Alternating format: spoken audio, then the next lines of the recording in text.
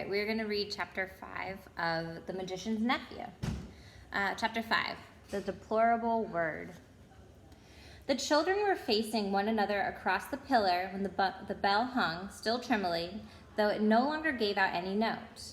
Suddenly they heard a soft noise from the end of the room, which was still undamaged. They turned quick as lightning to see what it was. One of the robed figures, the furthest off one of all, the woman whom Diggory thought was so beautiful, was rising from its chair.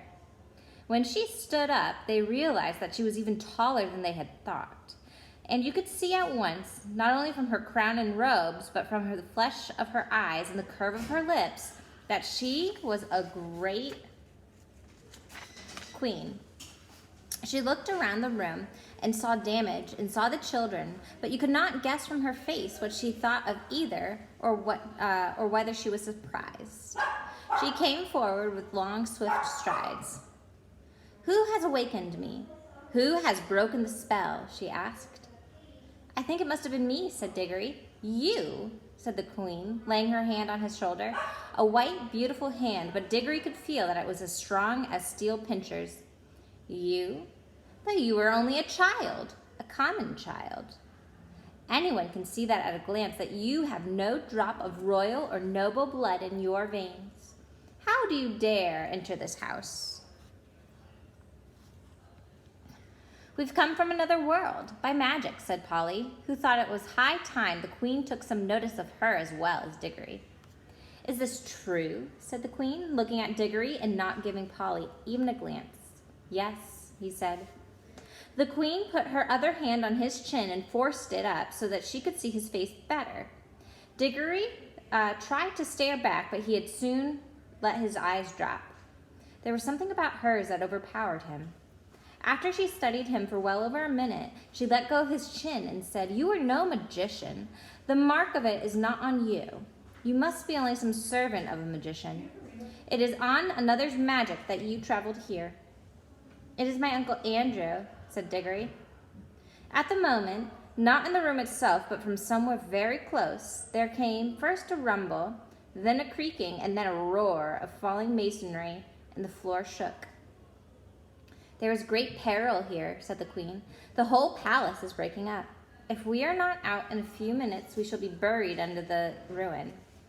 She spoke as calmly as if she had been merely mentioning the time of day. "Come," she added, and held out a hand to each of the children. Polly, who was disliking the queen and feeling rather sulky, would not have let her hand be taken if she could have helped it. But though the queen spoke so calmly, her movements were quick as thought. Before Polly knew what was happening, her left hand had been caught in a hand so much larger and stronger than her own that she could do nothing about it. "This is a terrible woman," thought Polly. "She's strong enough to break my arm with the one twist. And now that she's got my left hand, I can't get my yellow ring. If I tried to stretch across and get my right hand into my left pocket, I might not be able to reach it before she asked what I was doing. Whatever happens, we must not let her know about the rings. I do hope Diggory has the sense to keep his mouth shut. I wish I could get a word to him alone." The queen led them out of the hall of images into a long corridor and through a whole maze of halls and stairs and courtyards. And again they heard parts of the great palace collapsing, sometimes quite close to them. Once a huge arch came thundering down only a moment after they had passed through it. The queen was walking quickly, and the children had to trot to keep up with her, but she showed no sign of fear. Diggory thought, "She's wonderfully brave and strong. She's what I call a queen. I do hope she's going to tell us the story of this place." She did tell them certain things as they went along. "That is the door to the dungeons," she would say, or "that passage leads to principal torture chambers," or "that was the old banqueting hall where my great-grandfather bade 700 noble knights to a feast and killed them all before they had drunk their fill." They had rebellious thoughts. They came at last to a hall larger and loftier than any they had seen yet. From its size and from the great doors at the far end, Diggory thought now, at last, they must be coming to the main entrance. In this he was quite right.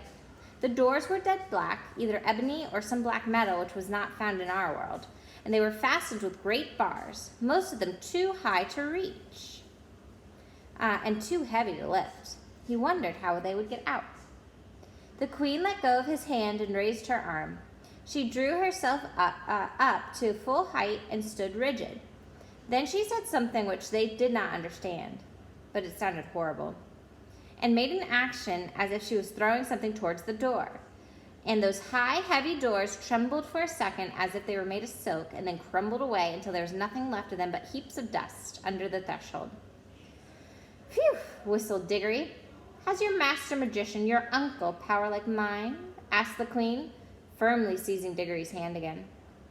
"But I shall know later. In the meantime, remember what you have seen. This is what happens to things and to people who stand in my way." Much more light than they had yet seen in the country was pouring in through now an empty doorway, and when the queen led them out through it, they were not surprised to find themselves in open air. The wind that blew in their face was cold and yet somehow stale. They were looking from a high terrace, and there was a great landscape spread out below them. Low down and near a horizon hung a great red sun, far bigger than our sun. Diggory felt at once that it was also older than ours. A sun near the end of its life, weary looking down upon the world. And the left of the sun, and higher up, there was a single star, a big and bright. Those were the only two things to be seen in a dark sky, and they made a dismal group. And on the earth, in every direction, as far as the eye could reach, there spread a vast city, which there was no living thing to be seen.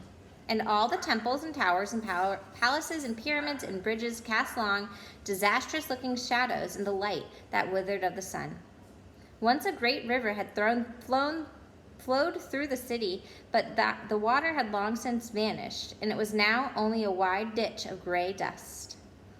"Look well on which no eyes will ever see again," said the queen. "Such was Charn, the great city, the city of the King of Kings, the wonder of the world, perhaps all the worlds. Does your uncle rule any city as great as this, boy?" "No," said Diggory. He was going to explain that Uncle Andrew didn't rule any cities, but the queen went on. "It is silent now, but I have stood here when the whole air was full of noises of Charn, the trampling of feet, the creaking of wheels, the cracking of the whips, and the groaning of slaves, the thunder of chariots, and the sacrificial drums beating in the temples. I have stood here," but that was near the end, "when the roar of the battle went up from every street, and the river of Charn ran red." She paused and added, "All in one moment, one woman blotted it out forever." "Who?" said Diggory in a faint voice, but he had already guessed the answer. "I," said the queen. "I, Jadis, the last queen, but the queen of the world." All right, we'll continue in the next page.